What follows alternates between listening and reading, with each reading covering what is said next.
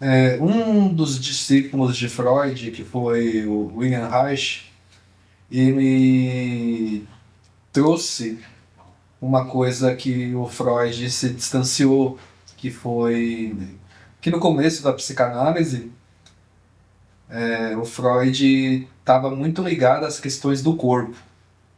E depois ele começou a se distanciar e ir para um processo muito mais mental.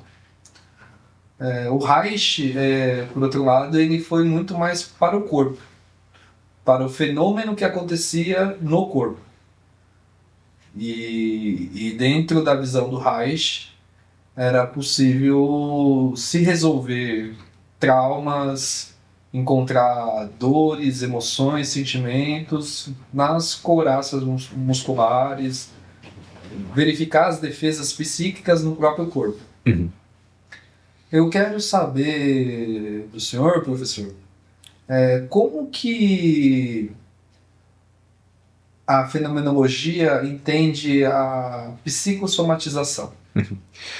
Para a fenomenologia, o corpo é psicossomático. Então a gente está sempre sentindo e está sentindo pelo corpo. Então o corpo está sempre acumulando essa experiência de vida. Na fenomenologia a gente tem uma compreensão teórica que eu vou tentar trazer aqui para você de forma mais simples possível, que é de um livro que chama Consciência Interna do Tempo.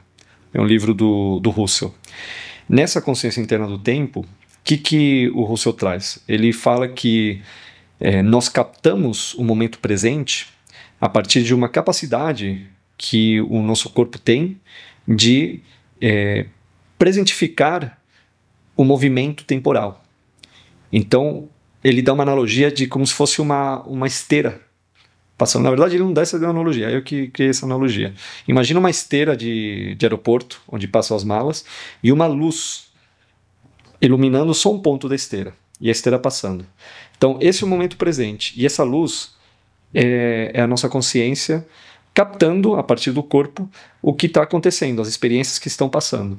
Só que essas experiências, elas vão passando e vão ficando retidas no nosso corpo. Essa forma de reter as experiências no corpo, na fenomenologia chama a fenomenologia genética. E não tem a ver com a genética da bioquímica.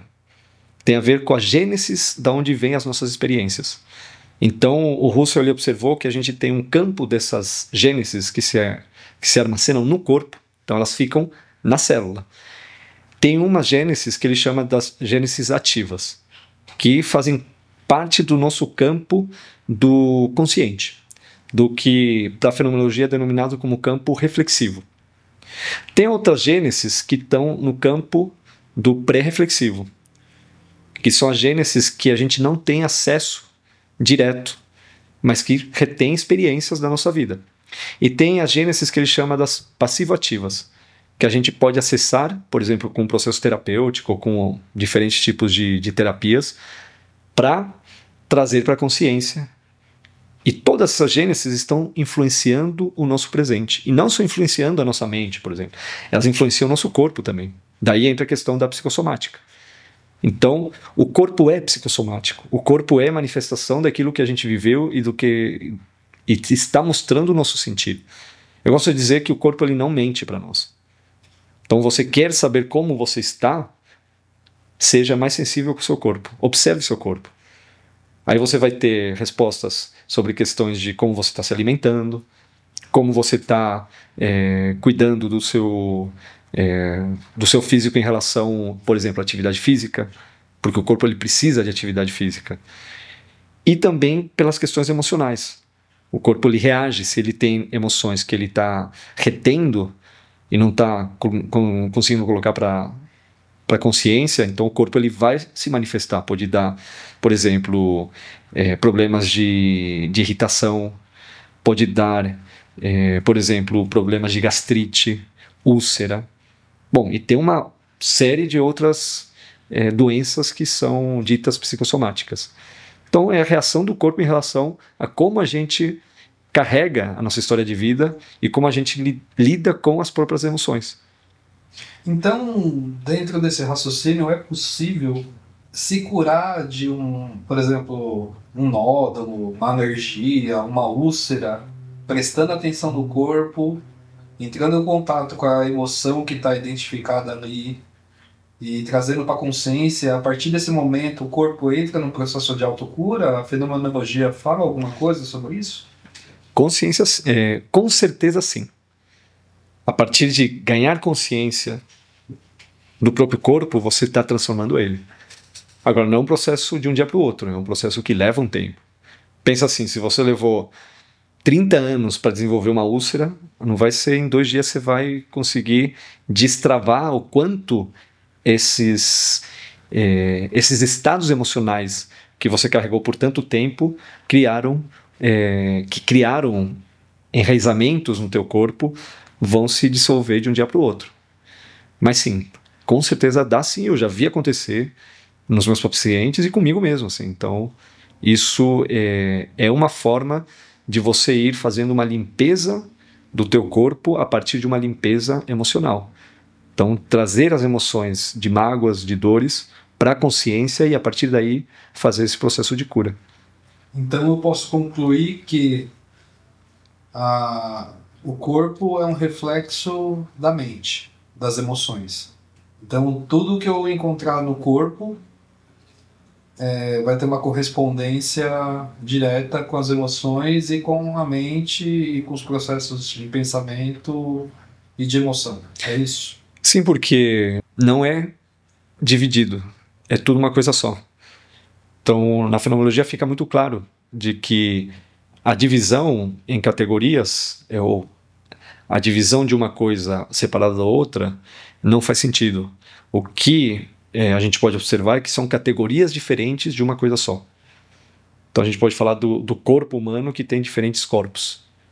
E a gente fala do corpo emocional, ou da categoria emocional, da categoria física, corpórea, da categoria mental, que é a categoria temporal, e tem uma categoria que não se fala em outros modelos, que é a categoria relacional, por exemplo.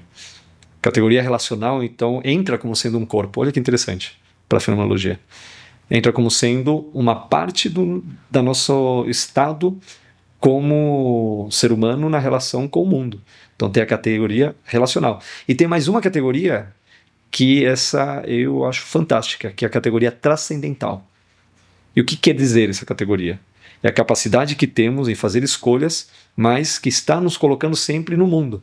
Então as escolhas que eu faço é numa relação onde eu me projeto para o mundo além daquilo que eu sou. Daí que vem a questão da categoria transcendental, da transcendência.